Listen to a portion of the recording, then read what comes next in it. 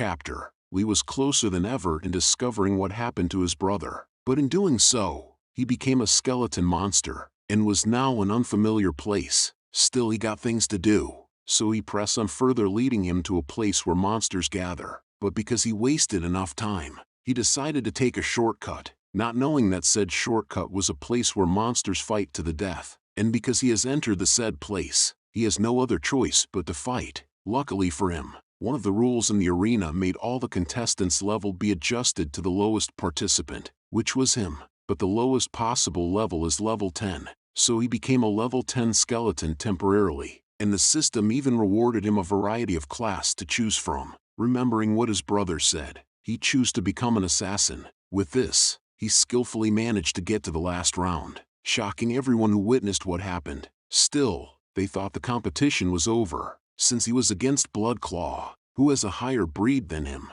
But little did they know, he never ran from no smoke, even if he knows his opponent is near impossible to beat, since he needed to show his worth to the baddie, who is sitting at the VIP area, not because he was horny, but because he assumes that she has some clue where his brother is, since his brother is her disciple. So he went to face Bloodclaw, and as soon as the battle started, he used every utensils he got, and straight up started cooking. He even used his Oscar-worthy acting skills to make his opponent overconfident and pissed at the same time. So when the opportunity revealed itself, he didn't hesitate to kill the motherfucker in front of him. And with such sudden turn of events, everyone was flabbergasted. He even gained the title Moonslayer. However, my man is a savage, and ain't no way he was going to let his enemies live, so he was about to finish the job. However, this motherfucker has other plans, so he intervened, saving that shitting bastard of a lion, while trying to obliterate Moonslayer's existence. And he was still a level 5 skeleton,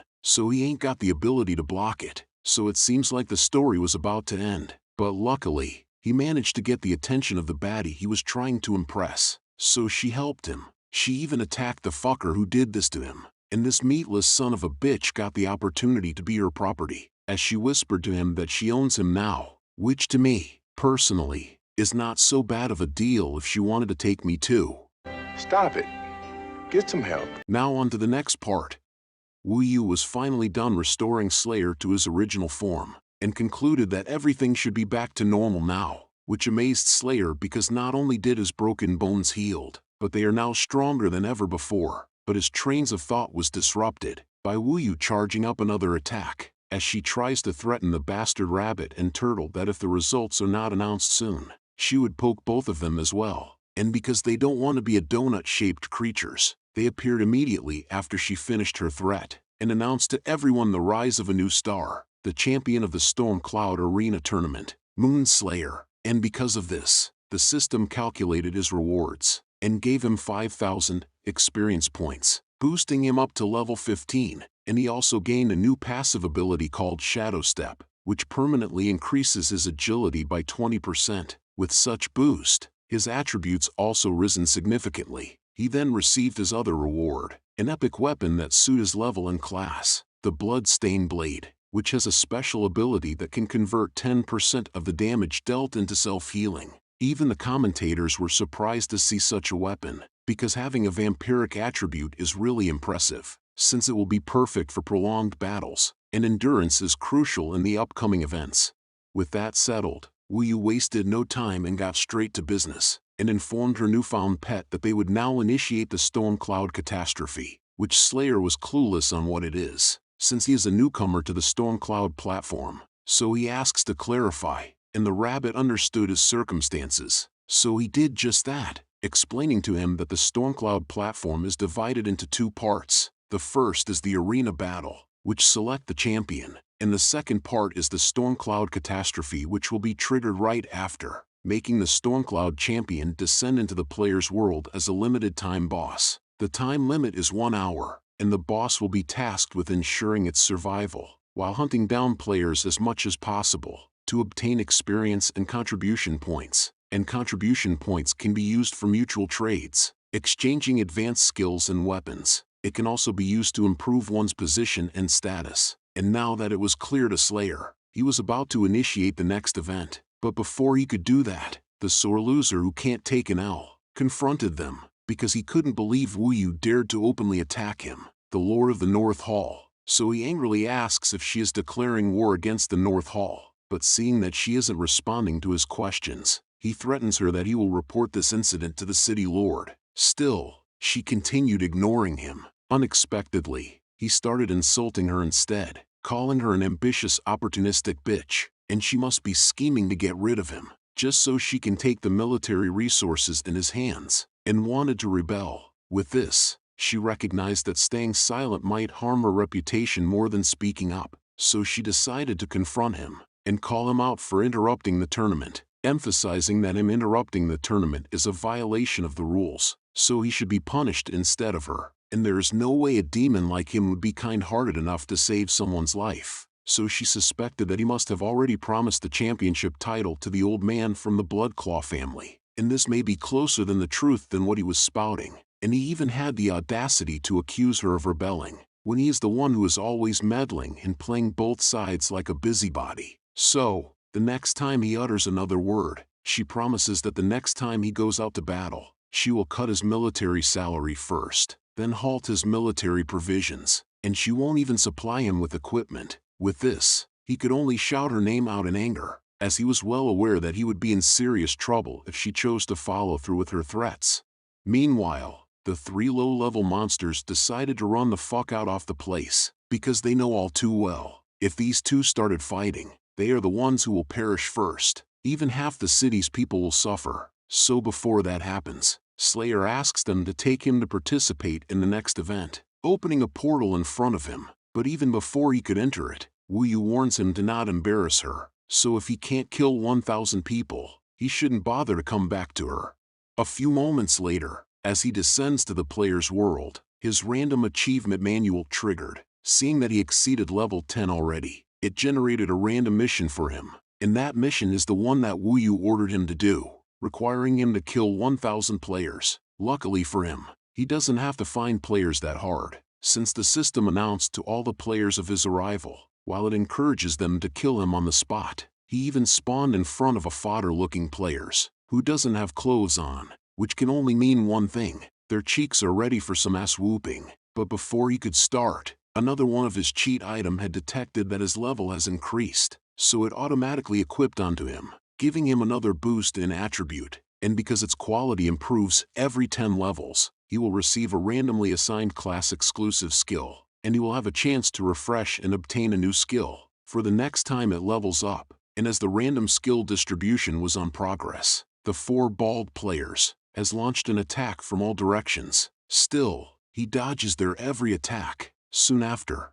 the system finally decided on what to give him: a skill named Hunting Scourgeblade, which enables him to swiftly deliver force slashes to the target, starting at a 110% damage to a 150% damage at the last slash. And if the target is killed by the skill, the slashes will be retained and automatically target a random enemy within 10 meters to continue the attack. And it also has a powerful passive ability, and that is for each enemy killed by this skill, an additional 150% physical damage slash can be added. And because Slayer was smart, he knew exactly how to use this skill at its full potential, so he slashed his way through his opponents, inflicting damage to them significantly, because he knows that as long as he lowers the health of a large number of enemies, and then activating his newfound skill, his hunting proficiency will be doubled, and theoretically, he just unlocked auto-hunting. So, after killing the four players, he summoned Double C to ask if other players can see his location,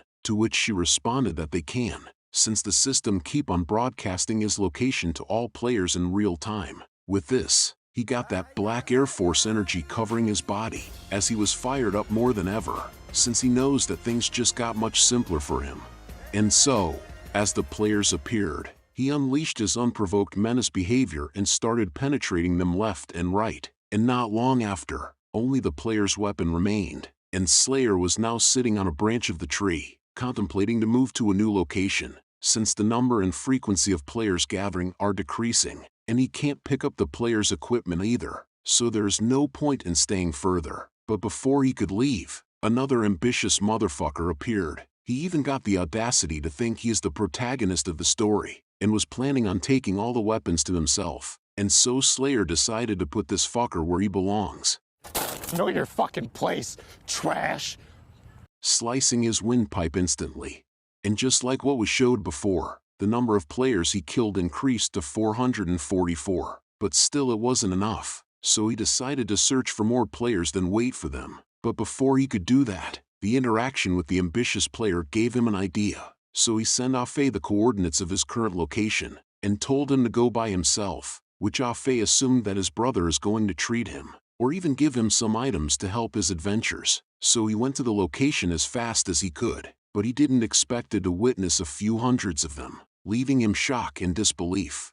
Somewhere in another part of the forest, a lightning strike pierced up to the sky, and this was because of a single player, defeating an epic boss by herself. And this player is none other than Luna, a Moonlight Knight, who has the title of Dazzling Nova, which can only be attained by reaching the top 100 in the region, and she is now stronger, since she just obtained an epic level bracelet, named the Heart of Resilience, giving her a boost in attribute, and it also has a special ability that has a 20% chance to be triggered if the user is experiencing control attacks, giving her a boost in resistance by 20 points.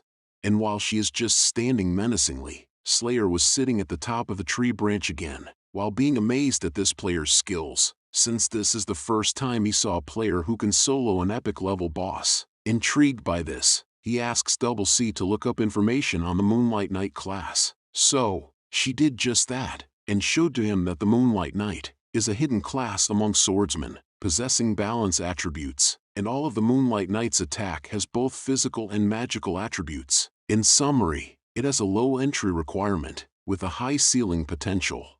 Meanwhile, Luna has noticed like she was being watched, so she was wondering who it was, but her trains of thought was disrupted by a Humpty Dumpty looking motherfucker, trying to scam Luna in order to take the epic item out of her hands, and into their pockets. However, Luna isn't stupid either, so instead of wasting their time trying to scam her, she instead proposed to fight it out of her hands instead. However, this ass face still has the audacity to try bullshitting his way through. He even shoot a shot trying to get her number, but she was not having none of his bullshit, so she provoked them to get her loot if they are confident, which the goons didn't hesitate to do just that. But as soon as they were in range, they soon found out that this chick is a baddie not to be messed with, slicing them up like weed, while making a spectacle out of them, as her starlight slash illuminated the place like a star just descended.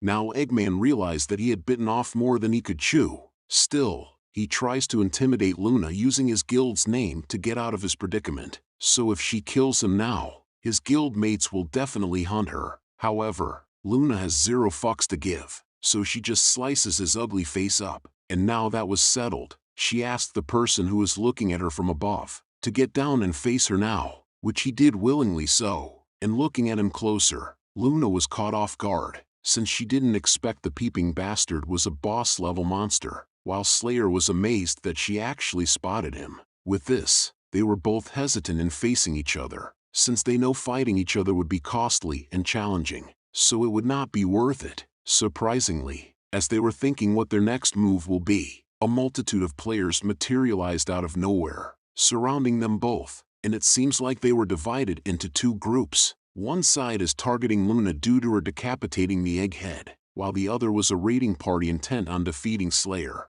and with no other choice, they knew exactly what to do next, so they simultaneously launched themselves at each other, only to split up at the last second, and went behind the party who was not targeting them. And because of this, the group ignored them, so the two of them successfully escaped. Not long after, both of the parties realized what happened, so they both decided to chase their targets at the same time. Because of this, the two parties crashed on each other unintentionally. Still, they won't move out of the way for no one, so the two groups try to force their way through. But to their surprise, this was a premeditated crime all along, as Luna and Slayer went back and gave them the two-piece, and started violating them on all angles. And seeing such spectacle, the players were in panic, so even if they have allies within the ranks, they started blasting, but this only made things worse, as it caused a domino effect, in which they were fighting each other instead of their own respective targets. Still, the high-level ones survived, and they were hoping that they managed to kill their targets, but to their dismay, it wasn't what they hoped for, and Slayer activated his edge of the hunt, killing them all non-stop, like a perpetual motion killing machine. With this, the number of players he killed amounted to 999. Coincidentally, Luna was still alive, and looking for another player may take some time, so it seems like fighting her is inevitable. So without hesitations they both leaped at each other to end this. And just like that, the system congratulated Slayer for completing the random achievement task. A few moments later, somewhere in the real world, a white-haired girl on a wheelchair is enjoying the view of the sea, and that girl is none other than Luna, and it seems like she is from a wealthy family, considering the fact that she got her made from the Courage Cowardly dog.